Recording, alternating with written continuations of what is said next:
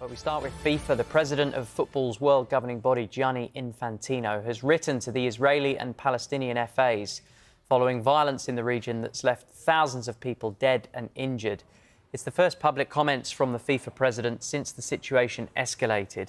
A militant part of the group Hamas launched a wave of attacks in Israel last weekend, with retaliatory strikes happening in Gaza.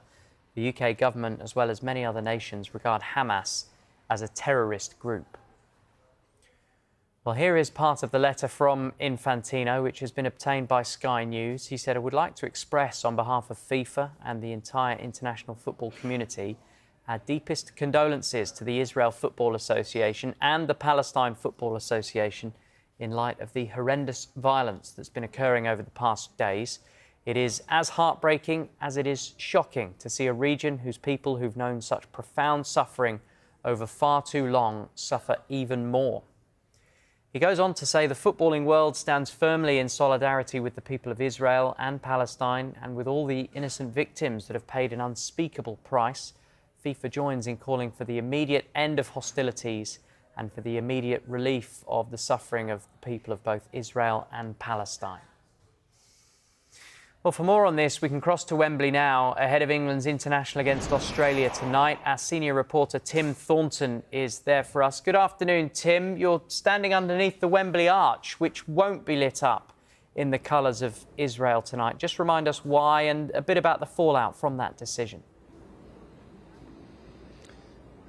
Yeah, good afternoon. There has been a bit of a backlash from that decision. The FA put out a statement yesterday when they revealed that the arch would not be lit up for tonight's game as it has been in the past. Instead, the England players will wear black armbands this evening. There will be a period of silence before kick-off as well, and only flags and replica shirts from the nations involved in the game tonight will be allowed into the stadium. So that's the decision that the FA have taken. Gareth Southgate spoke about this in his news conference last night. He said a lot of discussion had taken place. He wasn't involved in those discussions, but he did say it's a very, very complex situation and that the FA would probably be criticised whatever decision they took. And there has been criticism today from leaders in the Jewish community.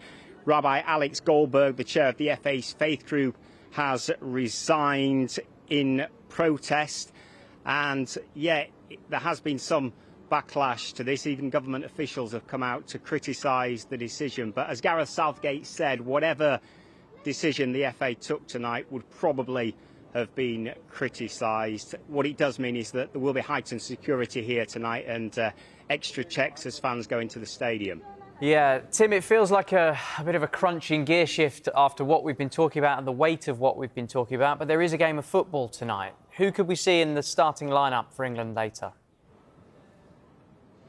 Yeah, big decisions for Gareth Southgate to make tonight. He'll be picking his team, certainly with one eye on Tuesday in that match against Italy. So we expect changes. Southgate hinted at that when he said last night that he would like to learn some new things about different players so that there would be opportunities. He feels it's important that opportunities are given to players within the group to help with the harmony of the squad so that everybody feels that they're part of it. And we expect changes tonight. Certainly the goalkeeping situation is one that Southgate will be looking at. We know that Jordan Pickford is number one. Aaron Ramsdale and Sam Johnston are the other goalkeepers in the squad, so they could get some match action tonight and Pickford could potentially get a night off.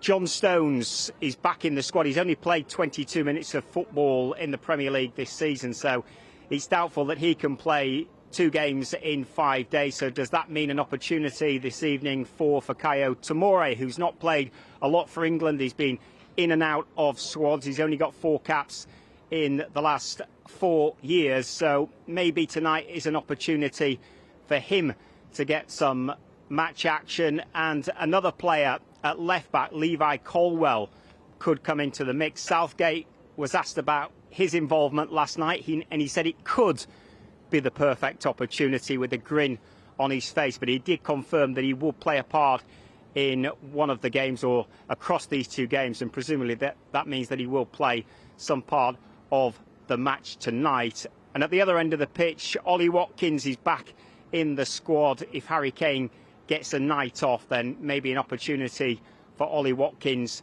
to start for England. There could be changes on the flanks as well. Jack Grealish and Jared Bowen could get some match action, and we could even see the likes of Trent in a midfield role at some point tonight. So big decisions to be made for Gareth Southgate, with one eye on that crucial game on Tuesday. But certainly an opportunity for players to stake their claims tonight ahead of the Euros next summer. Thank you, Tim.